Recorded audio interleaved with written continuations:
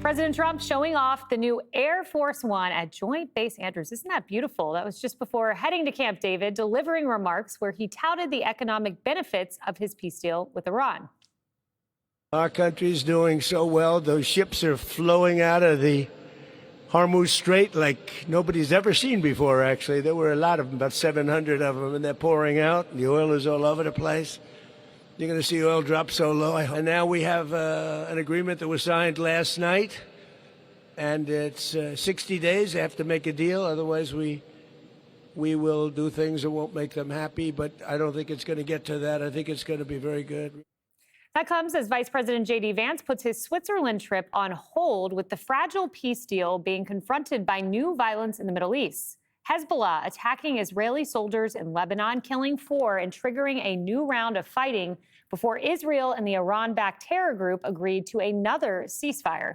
According to NBC News, President Trump spoke with Israeli officials earlier today and urged them to accept the truce. And he had more to say during an interview with Axios. If it weren't for Donald Trump, Israel would have been eviscerated. Are you going to be able to control Israel from attacking Lebanon? Yeah, I will be. I mean, How? I wonder. They have a lot of respect for me, and they do as I say. So, Julian, he spoke with Israeli officials this morning, and the ceasefire came about fairly quickly thereafter. And, you know, today, since then, the foreign press has been all over this story as a boon to Israel's enemies in the region.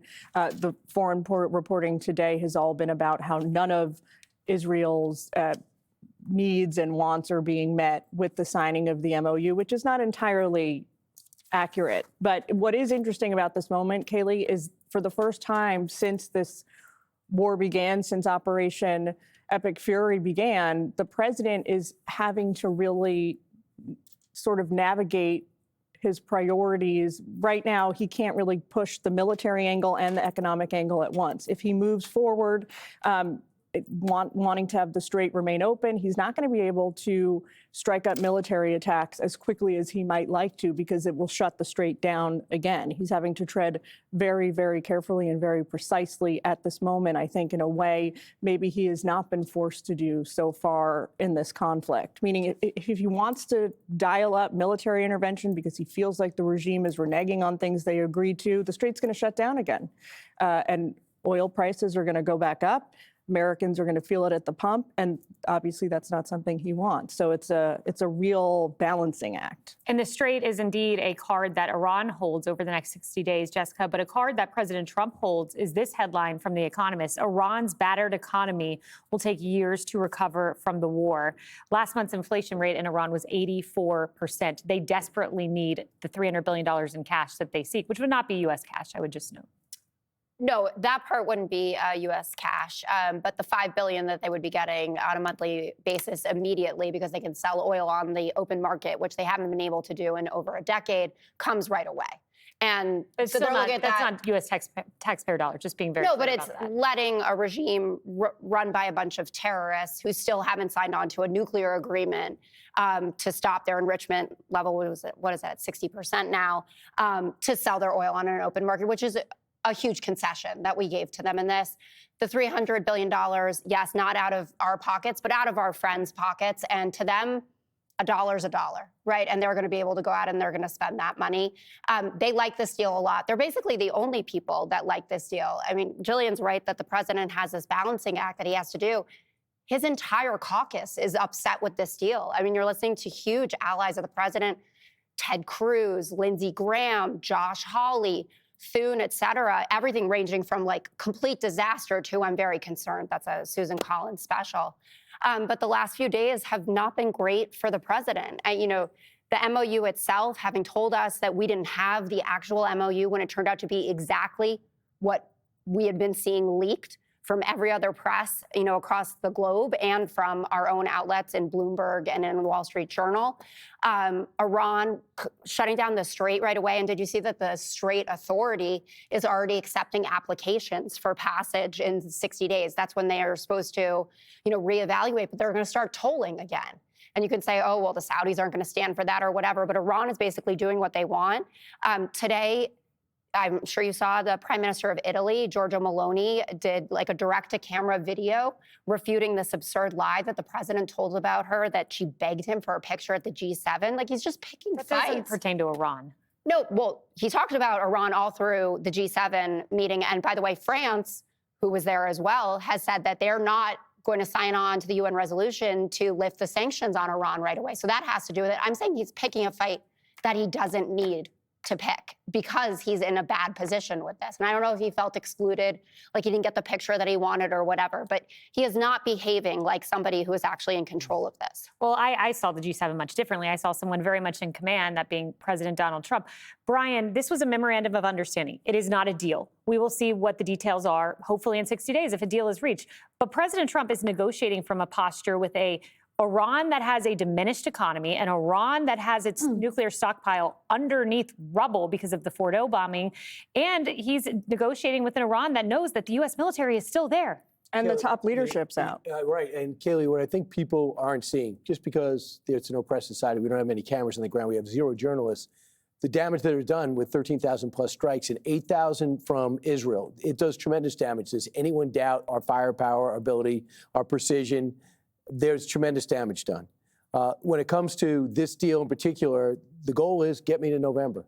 There's no doubt about it. Get me to November. The president wants to get to November, then all bets are off. What he wants to do is keep the world economy somewhat stable. Ours is ready to explode in a very good way as oil drops, and you watch what else is happening between the job numbers and everything. The economy is going to be going in the right direction rapidly. Affordability is going to be no longer a talking point for the left. A couple of things on the right. Josh Hawley was on with me. I hosted Laura. He was all for the memorandum of understanding. Lindsey Graham this morning says, let's wait and see. This is J.D. Vance's deal. Let's see how this plays out. Ted Cruz was extremely critical, no doubt about it, and there's reason to be. A couple of things. If you look at Israel, I think J.D. Vance has to rethink his attack on Israel. The only reason Israel attacks anyone is because they were attacked. 4 IDF soldiers died. That's why they hit it. Hezbollah hits Israel because Iran tells them to. Israel isn't blowing up any deal. They're defending themselves. The minute they stop defending themselves, then their ability to exist diminishes. President was wrong. President is the best friend Israel ever had. That is 100% true. But Israel will survive. They're not going to die from a nuclear weapon. They'll knock it out of the sky through a preemptive attack. And then finally, the big difference between any deal that JCPOA with Joe Biden, anybody else, from Ronald Reagan on down, this president is the only one to take military action. If they start reassembling, if they start putting together the Pickaxe facility or the Fordo facility, it's going to get blown up the next day. So they're going to be all over it. The thing that's not going to stand, you cannot allow tolling in international waters. That cannot stand 1 day, 24 hours. That's where everything blows up. So that even if they try and call it fee for security, no one's that stupid.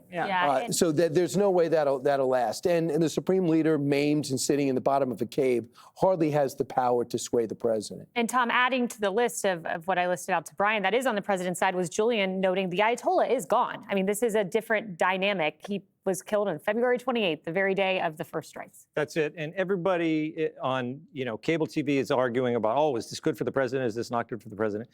Take what I like to call the snap your fingers test. Go back to February, go to the Iranian leadership, snap your fingers, and then we're going to go to where we are right now. Describe the situation, describe the agreement, describe the attacks that they withstood, describe that they're all dead.